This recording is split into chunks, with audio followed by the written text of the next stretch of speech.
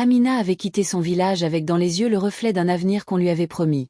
Un salaire digne, une maison à aider sa mère à construire, et cette sensation d'avoir enfin traversé un pont entre la misère et la dignité. À l'aéroport, lorsqu'on lui avait remis son billet pour Dubaï, elle avait cru tenir son destin entre ses doigts. On lui avait parlé de « travail honnête », dans une maison de prestige, de respect, de sécurité. Elle avait cru que tout commençait enfin. Le choc fut d'abord beau, les tours de verre, les voitures qui semblaient flotter sur l'asphalte, l'odeur du luxe qu'elle n'avait connu que dans les magazines. Le palais où elle fut conduite ressemblait à un décor de conte, plafond de cristal, marbre poli, fontaine qui coulait comme si même l'eau ici était plus riche qu'elle.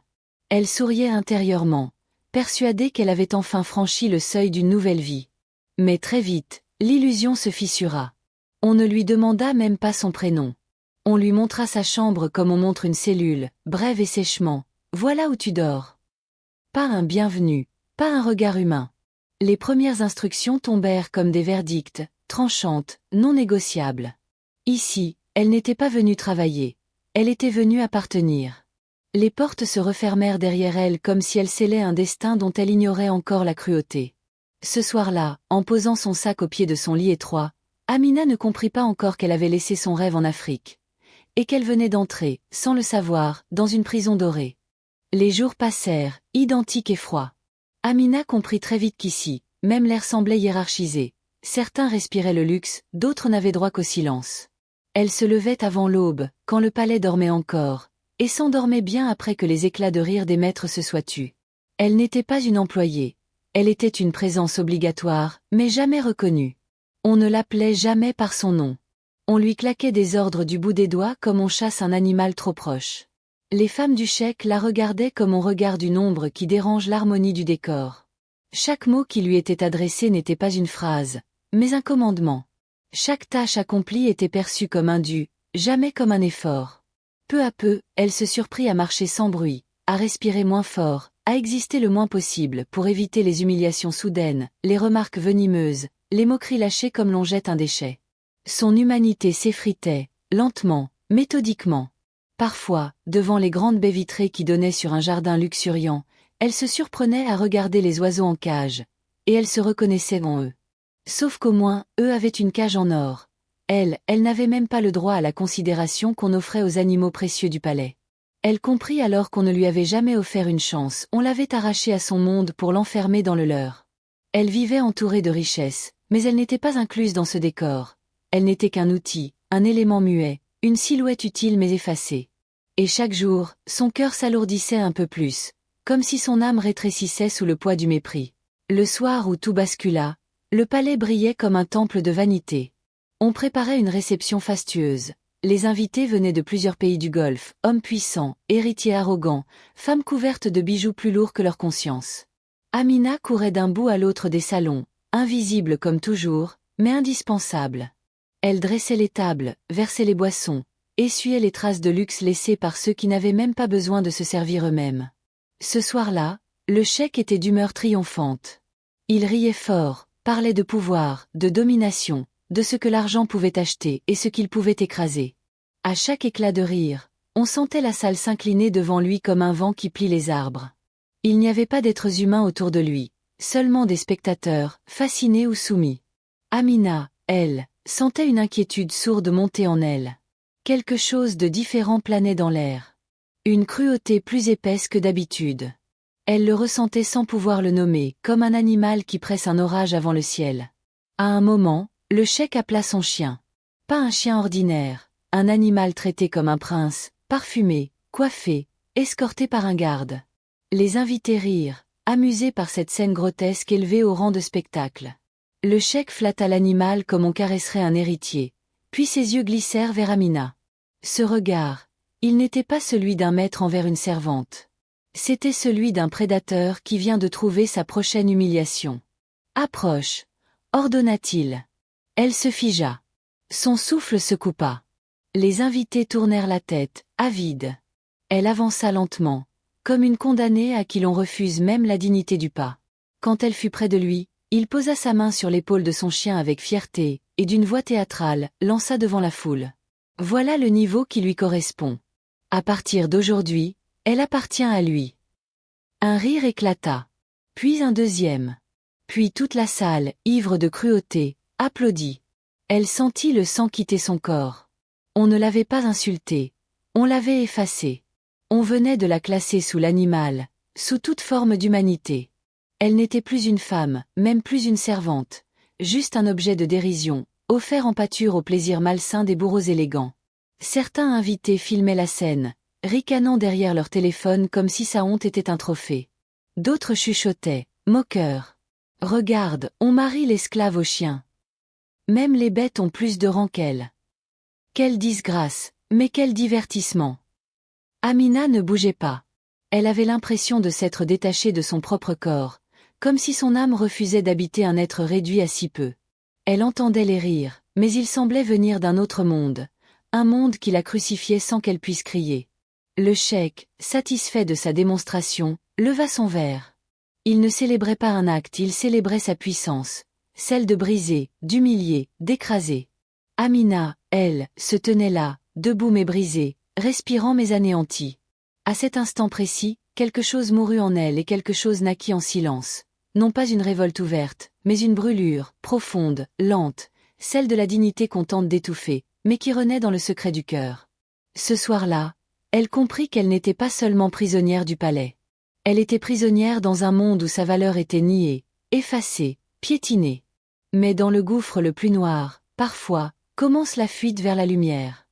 La fête s'acheva tard dans la nuit, mais l'humiliation continua longtemps après que les rires se soient éteints. Quand les invités repartirent, le palais retrouva son silence de marbre, mais ce silence pesait plus lourd que n'importe quelle insulte prononcée à haute voix. Amina traversa les couloirs lentement, comme si chaque pas était une chute. Elle ne sentait plus ses jambes, seulement le poids brûlant de la honte collé à sa peau. Dans sa minuscule chambre, elle s'effondra au sol, incapable de pleurer tout de suite. Il n'y avait plus de sang dans ses veines, seulement un vide froid, coupant comme le métal. Puis les larmes vinrent, violentes, incontrôlables, presque animales.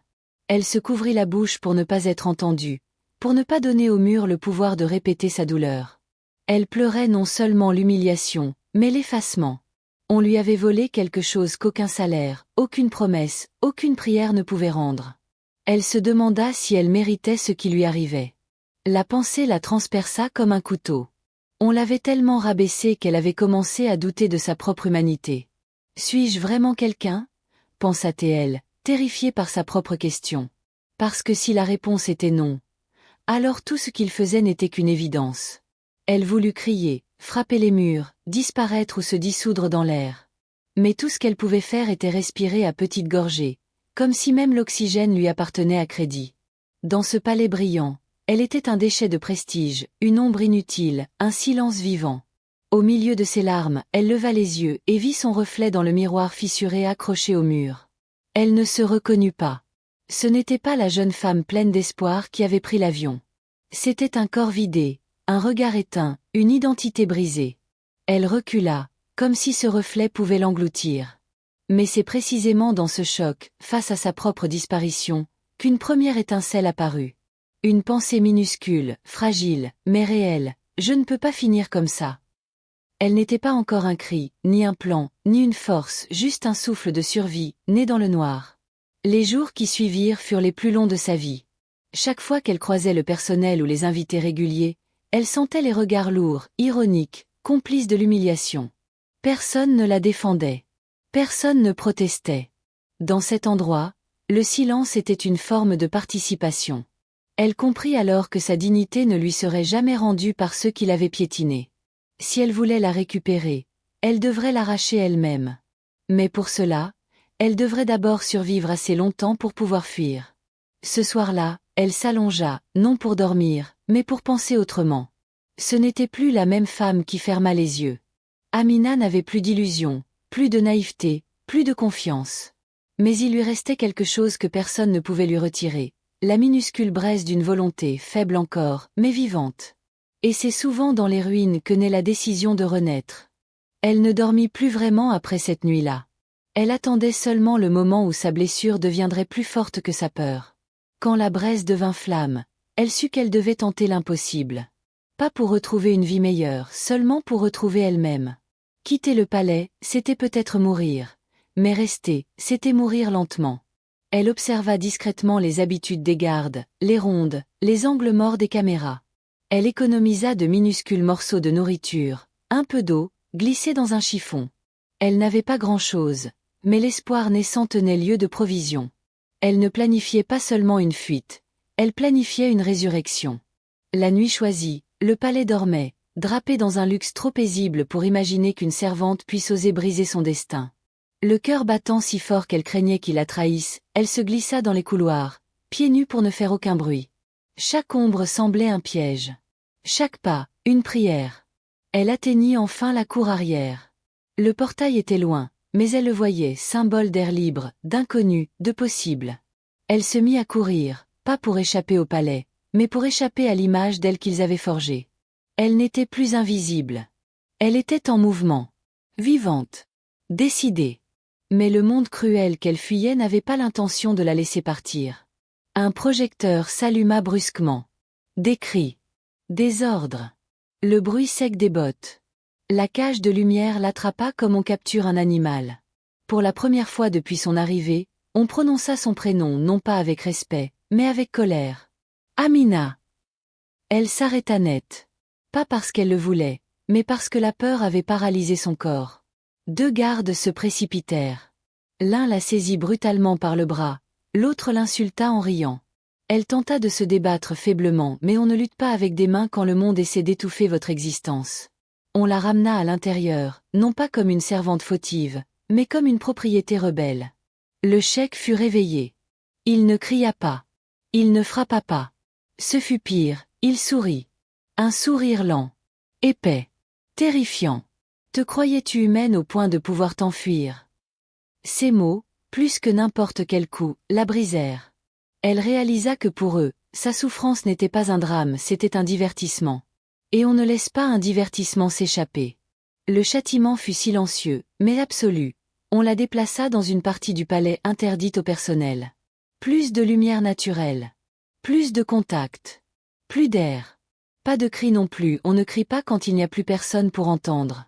Elle disparut comme disparaissent les objets, sans trace, sans nom, sans funérailles. Dans ce monde-là, on ne tue pas les esclaves. On les efface. Et le plus tragique, ce ne fut pas sa disparition mais le fait que personne, nulle part, ne la chercha. Ce soir-là, dans une pièce sans fenêtre, Amina comprit que le contraire de la liberté n'est pas la prison. C'est l'oubli. Si cette histoire t'a touché, n'oublie pas de t'abonner pour ne rien rater des prochains épisodes.